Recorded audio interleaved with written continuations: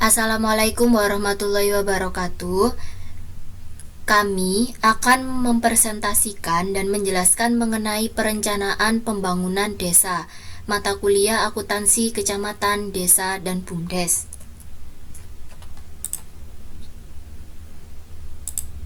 Pertama, kami perkenalkan nama kelompok kami.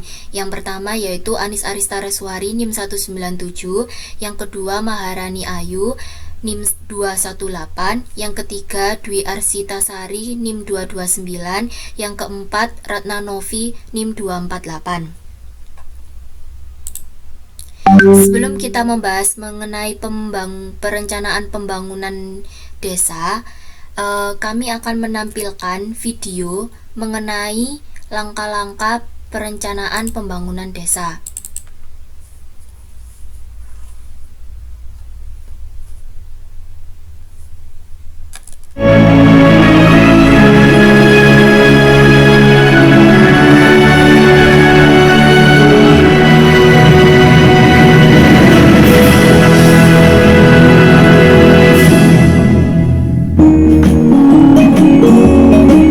Yang indah, penduduk yang ramah, serta udara yang masih segar. Itulah sedikit ingatan kita tentang desa-desa di Indonesia. Namun, di balik keindahan alam di desa, ada banyak pekerjaan rumah tangga pemerintah yang harus dilakukan untuk membangun desa dan membina masyarakat agar sejahtera. Sesuai dengan kewenangan desa sebagai self-governing community, desa dapat menggunakan aset desa dari berbagai aspek kehidupan untuk pembangunan. Kemudian, sesuai dengan Undang-Undang Nomor 6 Tahun 2014, pada pasal 79 ayat 4, desa akan mendesain RPJM Desa, RJP Desa, dan DURK RKP Desa untuk menjadi pedoman pembangunan dalam jangka waktu yang ditentukan.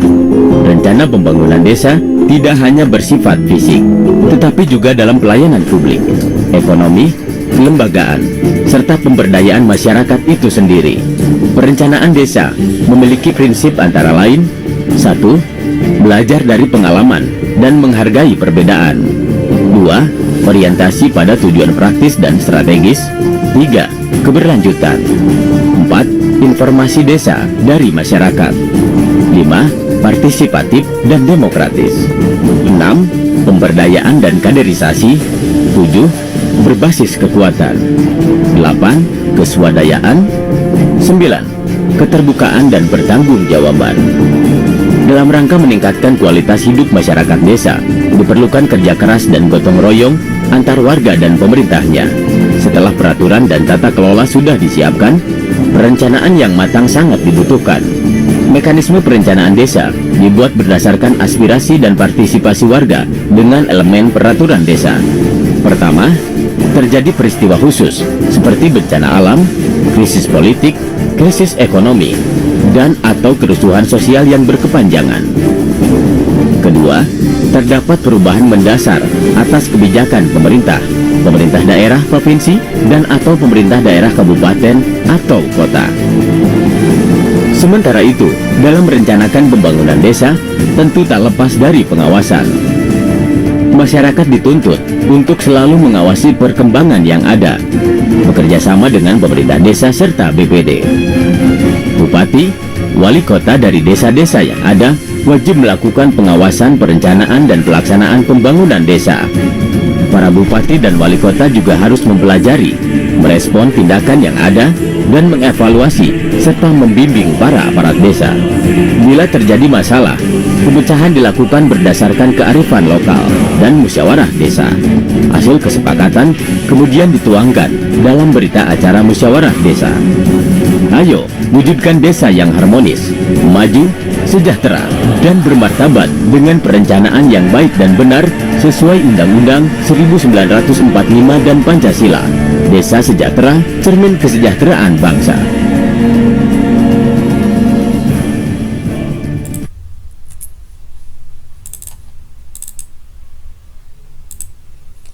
Dari video tadi dapat dijelaskan bahwa perencanaan pembangunan desa ini adalah tahapan kegiatan yang diselenggarakan oleh pemerintah yang melibatkan beberapa dari tiga aspek ini. Yang pertama yaitu pemerintahan desa, yang kedua BPD, badan pemusyawaratan desa, dan yang ketiga itu ada unsur masyarakat. Jadi tujuan dari tiga pelibatan pemerintahan desa ini, yang melibatkan dari tiga ini, tujuannya adalah untuk pembangunan desa. Jadi unsur masyarakat ini memanfaatkan dan memvokalisasikan sumber daya desa dalam rangka mencapai tujuan pembangunan desa. Perencanaan yang disusun dengan kewenangan pemerintah ini pasti mengacu pada perencanaan pembangunan dan kabupaten atau kota yang mencakup beberapa bidang. Bidang yang pertama yaitu penyelenggaraan pemerintahan desa, yang kedua bidang pelaksanaan pembangunan desa, ketiga bidang pembinaan masyarakat dan desa, dan keempat bidang pemberdayaan masyarakat desa. Dan biasanya adalah yang paling terakhir itu yang tidak paling utama, yaitu bidang penanggulangan bencana atau dalam keadaan darurat dan mendesak desa. Tapi biasanya yang paling utama itu dari keempat bidang yang tadi. Dalam rangka perencanaan dan pelaksanaan pembangunan desa ini didampingi oleh pemerintahan kabupaten dan kota, yang pasti dilaksanakan dengan satuan kerja perangkat daerah kabupaten atau kota, dan didampingi oleh tenaga pendamping profesional, biasanya kader pemberdayaan masyarakat dan pihak ketiga di bawah koordinasi camat. Jadi perencanaan desa ini pasti memerlukan dokumen. Jadi dokumen untuk perencanaan pembangunan desa. Yang pertama RPJM. RPJM ini merupakan rencana pembangunan jangka menengah dalam jangka waktunya itu 6 tahun sekali. Sedangkan untuk RKP atau rencana kerja pemerintahan desa ini akan dijabarkan dari RPJM dengan jangka waktu 1 tahun. Jadi RPJM dan RKP ini disusun berdasarkan hasil kesepakatan musyawarah desa, dan pelaksanaannya itu paling lambat Juni tahun anggaran berjalan. Berikut sekilas mengenai tahapan penyusunan RPJM desa. Yang pertama itu pembentukan tim. Pembentukan tim penyusun ini pasti ada pembina, ketua tim, penyusun, sekretaris, anggota. Nah, tujuan atau tugas dari tim penyusun ini itu adalah untuk penyelarasan arah kebijakan pembangunan, pengajian keadaan desanya, penyusunan RPJM desa, dan penyempurnaan rancangan RPJM desa tersendiri itu. Yang kedua, tahap yang kedua itu adalah penyelarasan arah kebijakan pembangunan dan kota. Artinya mengintegrasikan program dan kegiatan pembangunan kabupaten atau kota dengan pembangunan desa. Jadi isi arah dalam kebijakan ini itu adalah rencana pembangunan jangka menengah daerah, kabupaten atau kota, dan rencana strategi satuan kerja perangkat daerah. Tahapan yang ketiga itu tentang mengenai pengkajian keadaan desa. Jadi harus tujuannya itu mempertimbangkan kondisi objektif keadaan desa. Jadi setiap desa itu memiliki kondisi yang berbeda-beda, dan pasti nanti RPJM-nya pasti berbeda-beda. Langkah-langkahnya itu yang pertama melakukan penyelarasan data desa, yang kedua penggalian gagasan masyarakat, dan yang ketiga penyusunan laporan hasil pengkajian keadaan desa. Tahapan yang keempat, jadi berdasarkan hasil laporan pengkajian yang tadi mengenai pengajian keadaan desa, disusunlah rencana pembangunan desa melalui musyawarah desa. Jadi hal yang dibahas itu berupa laporan hasil pengkajian desa, rumusan arah kebijakan pembangunan, rencana prioritas-prioritas kegiatan yang dari 4 bidang tadi, dan sumber pembiayaan rencana kegiatan pembangunan. Hasil dari hal yang dibahas ini, hasil kesepakatannya itu dituangkan dalam berita acara dan menjadi pedoman dalam menyusun RPJM desa. Langkah yang kelima ini, setelah itu penyusunan rancangan RPJM desa. Jadi rancangan RPJM desa ini dilakukan oleh tim penyusun. Jadi tim penyusun ini menyusun rancangan RPJM desa berdasarkan berita acara, hasil kesepakatan, dan dituangkan dalam format rancangan RPJM dan diserahkan ke kepala desa. Jika memang disetujui, maka akan selanjutnya dilaksanakan musyawarah perencanaan pembangunan desa atau musrenbang. Dan kalau ada perbaikan, maka nanti akan dikembalikan lagi kepada tim penyusun. Dan yang keenam, tahapan yang keenam ini penyusunan rencana pembangunan desa melalui musyawarah perencanaan pembangunan desa atau musrenbang. Ini diadakan untuk membahas dan menyepakati rancangan RPJM desa yang diikuti oleh pemerintahan desa, BPD, unsur masyarakat. Unsur masyarakat ini bisa berupa tokoh adat, agama masyarakat, pendidikan, dan lain sebagainya. Kemudian setelah itu adalah penetapan RPJM desa. Jadi dalam penetapan RPJM desa ini akan dilakukan perbaikan.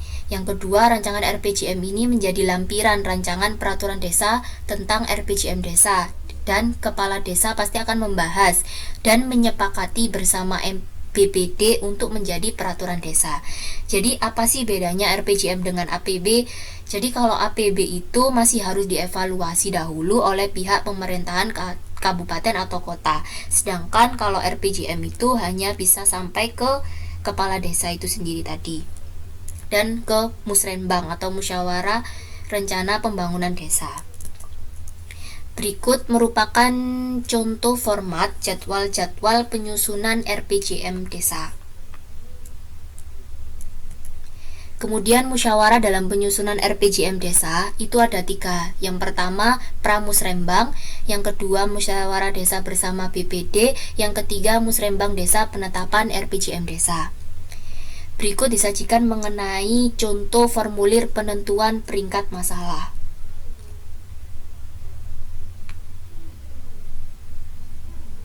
Jadi pada musyawarah di tingkat desa ini membahas mengenai hasil pemetaan masalah dan potensi dari masing-masing kelompok masyarakat, dan juga menyepakati beberapa urutan daftar masalah berdasarkan penelaan berat ringannya masalah dan sesuai dengan kemampuan dan kondisi masyarakat itu sendiri. Kemudian ini merupakan hasil tindakan dari pemecahan masalah. Dalam musyawarah tingkat desa ini juga membahas mengenai permasalahan-permasalahan yang ada dalam kelompok masyarakat. Contohnya pada bidang pemerintahan desa belum ada kejelasan mengenai batas desa tetangga. Jadi penyebabnya apa, potensinya disebutkan apa, kemudian alternatif tindakan pemecahan masalahnya apa, dan tindakan yang layak untuk dilakukan itu seperti apa. Berikut penentuan format tindakan. Setelah dilakukan pengkajian sebelumnya terhadap tindakan pemecahan masalah, perlu dilanjutkan dengan langkah penentuan peringkat tindakan. Jadi, langkah ini dimaksudkan untuk menentukan tindakan apa yang perlu didahulukan atau diprioritaskan. Tindakan yang diprioritaskan itu dilakukan merupakan hasil pertimbangan para peserta melalui musrenbang itu tadi. Jadi berdasarkan 3 kriteria penilaian, yaitu pertama pemenuhan kebutuhan orang yang banyak, dukungan terhadap peningkatan pendapatan masyarakat, dan dukungan mengenai potensi yang tersedia itu sendiri. Berikut merupakan contoh rancangan RPJM desa. Alur penyusunan RKP desa. Kemudian mengenai alur penyusunan RKP desa, yang pertama itu musyawarah desa. Musyawarah desa ini dilakukan pertama pencermatan ulang dokumen RPJM desa, pembentukan tim verifikasi RKP desa, dan ketiga pembentukan tim penyusun RKP desa. Yang kedua, tahapan yang kedua yaitu mengenai kerja tim penyusunan RKP. Yang dilakukan itu adalah pencermatan pagu indikatif desa dan penyelarasan program kegiatan masuk ke desa, pencermatan ulang dokumen RPJM desa untuk skala prioritas RKP desa tahun berikutnya, kemudian dievaluasi RKP desa tahun yang sebelumnya, dan penyusunan rancangan RKP desa, kemudian penyusunan rancangan daftar usulan desa atau DURKP. Tahapan yang ketiga mengenai penyusunan rancangan DURKP desa. Jadi usulan prioritas program dari kegiatan pembangunan desa dan pembangunan kawasan perdesaan kepada pemerintah daerah, provinsi, dan atau pemerintahan daerah, kabupaten atau kota. Langkah yang keempat ini pemeriksaan rancangan RKP desa oleh pembakal. Tahapan yang keempat verifikasi dokumen RKP desa oleh tim verifikasi. Jadi dokumen rancangan RKP desa ini berisi prioritas kegiatan yang didanai, kemudian bantuan keuangan provinsi kabupaten, dan lampiran-lampiran. Yang keenam, musrembangdes, penetapan mengenai dokumen rancangan RKP desa.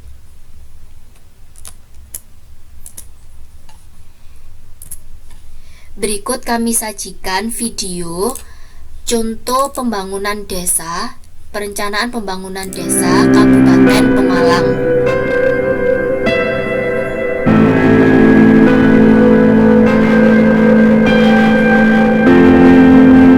Desa menjadi bagian penting dalam Undang-Undang Desa.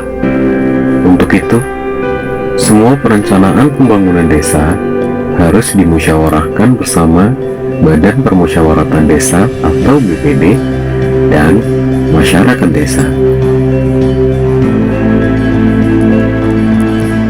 Program-program pembangunan desa harus dimusyawarahkan agar sesuai dengan kebutuhan masyarakat, baik dalam peningkatan pelayanan dasar, sarana prasarana dasar, ekonomi desa, dan pemberdayaan masyarakat desa. Semuanya menjadi rencana pembangunan jangka menengah desa atau RPJM desa untuk 6 tahun ke depan yang dituangkan dalam Rencana Kerja Pemerintah Desa atau RKP Desa tahunan. Jadi, setiap tahun harus dilakukan beberapa kali permusyawarahan desa untuk mempertajam dan menyepakati rencana kerja dan anggaran desa tahunan. Termasuk juga setiap ada permasalahan atau kebijakan yang menyangkut kepentingan masyarakat desa harus dimusyawarahkan dulu.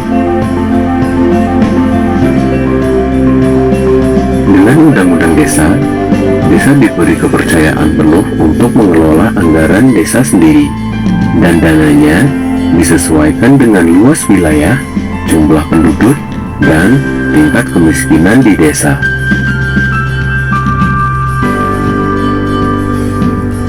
Desa sekurang-kurangnya memakai 70% APB desa untuk mendanai prioritas pembangunan desa, pelaksanaan pembangunan, pembinaan kemasyarakatan, dan pemberdayaan masyarakat. Lalu, maksimal 30% uang APB desa dianggarkan untuk operasional pemerintah desa dan tunjangan kegiatan Badan Permusyawaratan Desa atau BPD. Dalam hal ini, masyarakat sangat berperan penting dalam pembangunan di desanya sendiri. Melalui musyawarah dusun yang menangkap aspirasi warga dari tingkat dusun yang nantinya akan dibawa ke dalam musyawarah rencana pembangunan desa.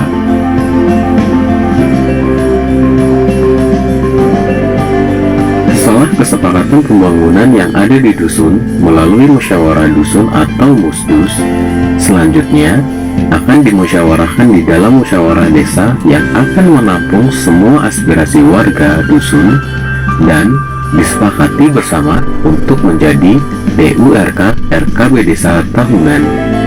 Dan yang menjadi acuan dalam usulan di musyawarah desa adalah hal-hal yang sudah dituangkan di dalam rencana pembangunan jangka menengah desa atau RPJM desa, dan juga program-program yang akan dilaksanakan di dalam RKP desa juga harus mensinkronkan dengan program pembangunan pemerintah kabupaten atau dengan pemerintah provinsi agar dapat saling melengkapi.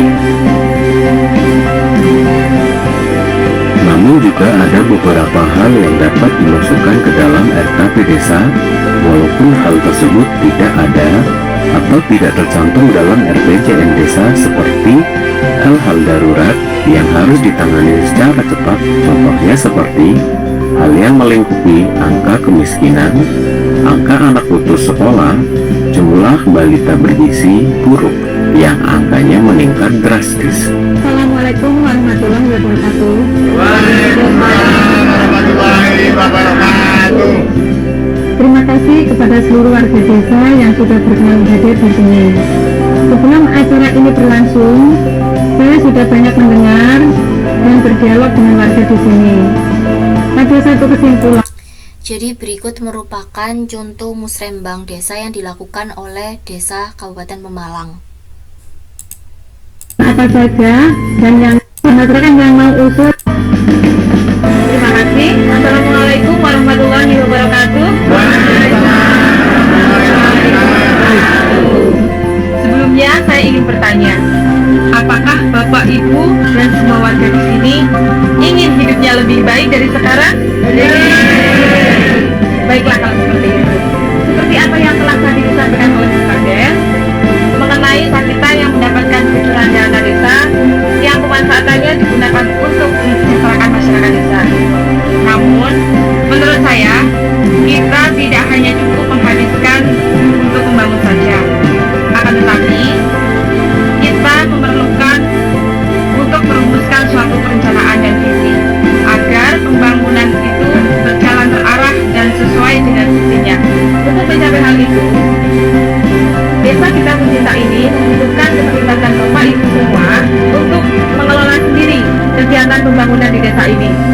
dari perencanaan, pendayagunaan dana pembangunan, pemeliharaan, serta pemanfaatan hasil-hasil pembangunan.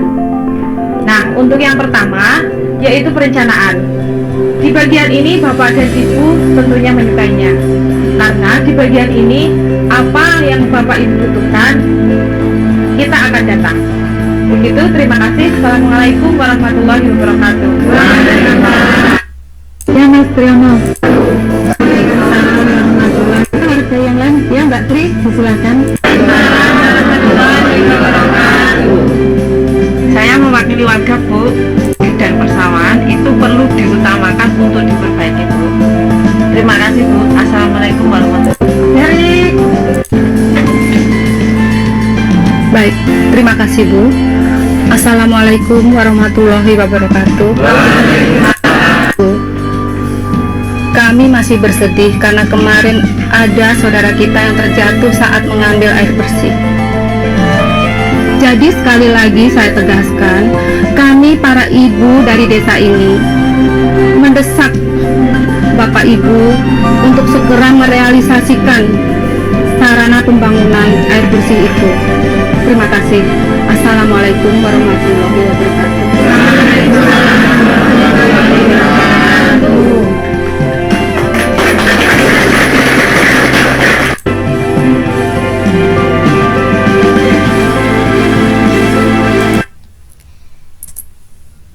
Jadi dari video ini dapat diambil kesimpulan bahwa partisipasi masyarakat itu sangat penting dalam pembangunan perencanaan desa. Dan kemudian mengenai musyawarah perencanaan dan pembangunan desa itu juga sangat penting mengenai pembangunan desa itu sendiri. Sekian.